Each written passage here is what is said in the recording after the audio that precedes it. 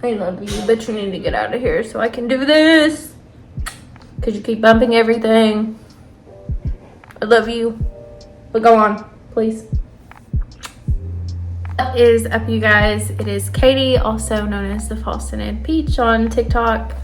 So today's video, well, it was asked for. I was about to say it wasn't really asked for, but it is a tattoo reveal and stories about my tattoos. And yeah, let's just get into them. And you know the drill, you know, I say a prayer every video, so skip to the intro if you don't believe, but let's get into it. Lord, thank you so much for the person viewing my video. They are a blessing in my life, Lord, so bless their lives and just have your way with their life. And Lord, help them figure out their dreams and their purposes and help them step into those. And God, we live in a very broken world, so help us work together and mend it back together, Lord, and just have your way and let your kingdom come and your will be done in Jesus' name. Amen. Cue the intro.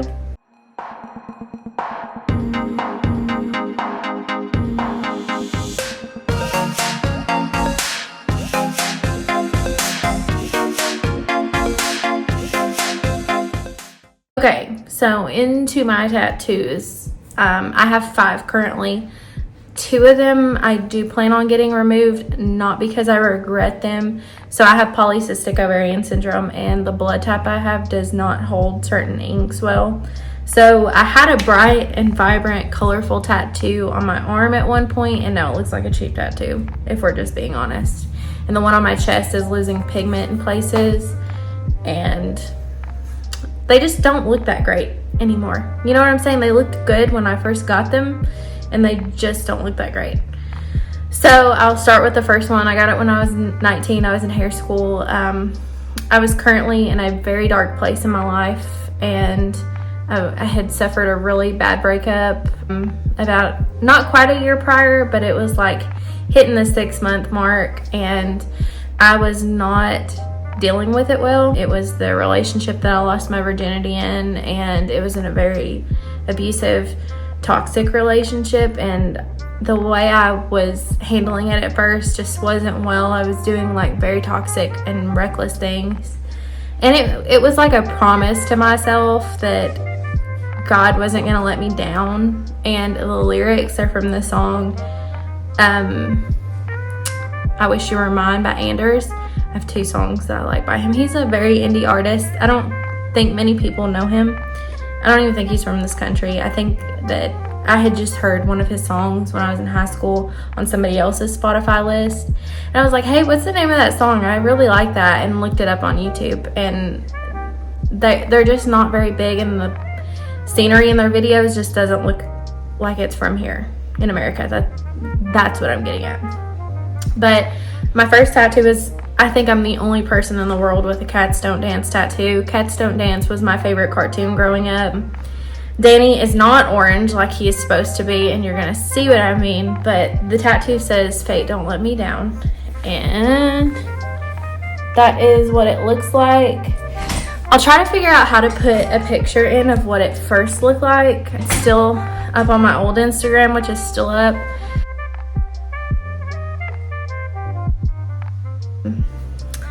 I still like it. It just looks like crap because, you know, PCOS and blood and all that fun stuff, you know. But yeah, so, and also I film everything on my phone. That's why I'm not the greatest.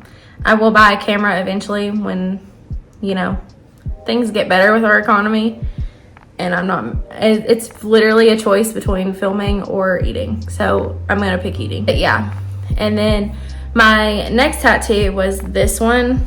It's just a cross on my hand, and this one kind of also happened in this time. Like, I got this one, was cool with it for a while and wanted more, but I was still very broken when I got this one and this one. I actually got this one. I went for 2 sessions with this Cats Don't Dance tattoo. I didn't like the font that I had initially chose, so I was like, you know what, I'll come back. Just let me pick a font that I want and think about it because it's permanent. And so I went back and got that, and then got my cross. But my mom before she passed away, she had a like super big heart to heart with me.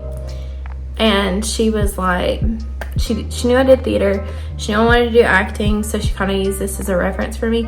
And this is why I got that tattoo right there, so I could see it when I was talking about the story I'm about to tell you. But she saw that brokenness, and she loved me like any other parent, and was like, look, you're really messing up. Like, you really are. Like, not just stepping back and healing and trying to work on yourself. And she told me this story. She said, you know, I understand what you want. I understand that you want this situation to be fixed and it just to be better. I understand that. But you have to understand that God sees their side of the story too. He is the director of your story, but he sees the full picture, and you just see the part that you're playing that is your life. So he is your director. Just hold tight in that and move on. Just go on. Do what he's telling you to do and go on. And that like stuck with me. So again, he's the director. That's what directors do when they're looking in the frame. And so I just got my cross there to remind me of that. And that really led me a lot in my life after that moment, even though it was one of my darkest moments. And so that goes to my next one. I think I've got all of these tattoos when I was 19, these 3 that I've just talked about. This is from Let It Go by James Bay. I hated saying it was from a song called Let It Go because everybody was like, oh my God, you got a Frozen tattoo? I was like, oh my God, no, I didn't. But it says, let the ashes fall, forget about me. And you can't see it, but like through here on this part, the black is fading and it looks like it's not complete. So I'm currently editing this video and forgot to mention that, so I gained a lot of weight when I started treatment for my PCOS. My tattoo used to go straight across my chest. That's why it's turned like this, because I gained a bunch of weight and it moved and turned down. So yeah, fun times, you know, PCOS, it's great. It's great. Wouldn't wish it on my worst enemy, but it's great. It's great. But I had, after a year after that traumatic breakup, I had kind of liked somebody else and started to date them. And my mom just kept telling me, she was like, if you go down this route and keep being reckless and keep being silly with your decisions, you're just gonna have a graveyard plumb full of dead, broken relationships. She was like, do you really want that? She was like, then stop doing what you're doing. And so I was torn between 2 parts of that song. I was trying to heal, and I was trying to remind myself that I needed to stop. So I was torn between this part of the song, and the other part was everything that's broke, leave it to the breeze. And you obviously know which one I chose. It was a reminder to go on and heal and find who you are, and then it's all gonna work out.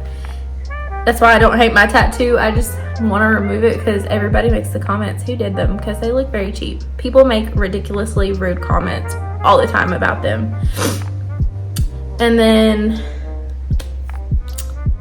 I'm gonna save, because I'm probably gonna cry, my last one for last, because I believe I got my rose. So I got my rose, hang on, let me stand up. I have a rose right here. It's just the line drawn rose, and it's doing the fading thing like this one did. Danny was very bright orange everywhere, and you see he's back to my skin color.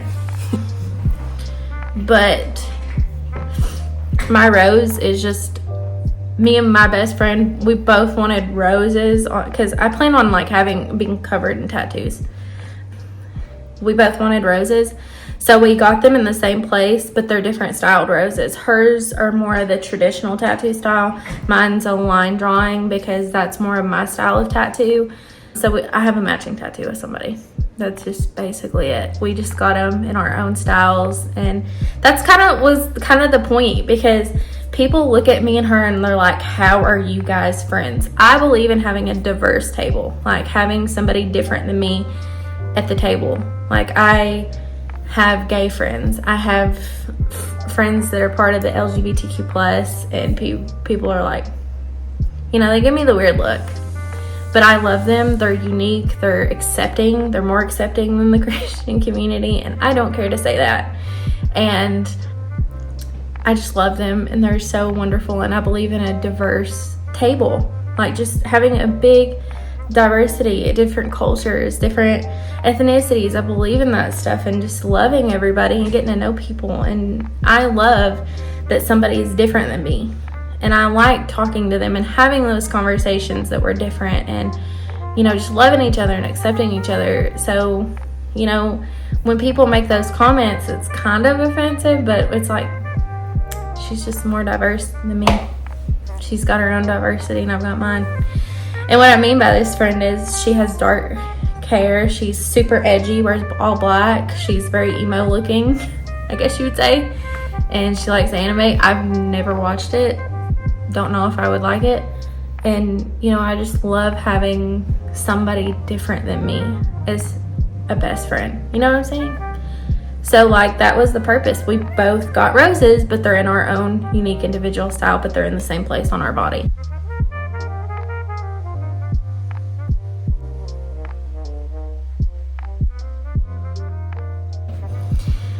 But yeah, I know tattoos aren't always that deep for somebody else, but mine are very deep. And the last one, so most of you know, my mom died in a very sudden, tragic accident. She was killed on her way to work. She was stopped in traffic and there was a wreck ahead and she was on the interstate and somebody just didn't stop in a tractor trailer and they hit her car and it killed her. And it was really weird. Yes, I'm a Christian. Yes, people tell me how are you a Christian but you have tattoos. Yes, people make those comments to me, but it says in the Bible not to scar your body in remembrance of the dead. So this tattoo does not mean that. Me again, in reference to what I just said about that, that was something that was taught to me back then when I got that tattoo. I should have clarified this. But I have not done any biblical study on tattoos, if you should have them, if you shouldn't, so do not listen to me. I told you all in my testimony, this year was the first year that I made a commitment to open my Bible and pick it up and read it every day, whether I got something out of it or not. So I have not done my research on that. So do your own research to see if you are a Christian and you should or shouldn't have tattoos. A lot of people argue that you shouldn't have them, but a lot of, pastors I know have them. It's one of those to each your own things with me. And I think that because like that has always stuck with me, this is the only impulse tattoo that I've ever gotten in my life. And it happened one more day and it would have been a month to the day that she died. I literally felt in my spirit, I need to get this tattoo at this moment in time. And then she passed away a month later. And you're never going to convince me that the Holy Spirit wasn't like, if you're going to get this, you better get it now. Me again.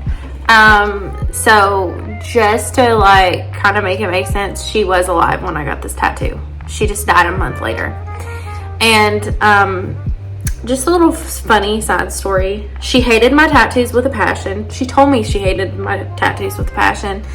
And that is not why I've never gotten more. The reason why I've not gotten more is because I can't make a decision, because it's like I'm going to remove these that I have. But, so I called her and I was like, hey, are you going to be home soon? Because she was at work, coming home from work. And she was like, what did you do? She automatically knew I was up to something. And I was like, I just want to show you something. She goes, what did you do, Kaylin Danielle? And I said, I got another tattoo I want to show you. She goes, Kaylin, I told you stop getting those stupid things. And she was upset.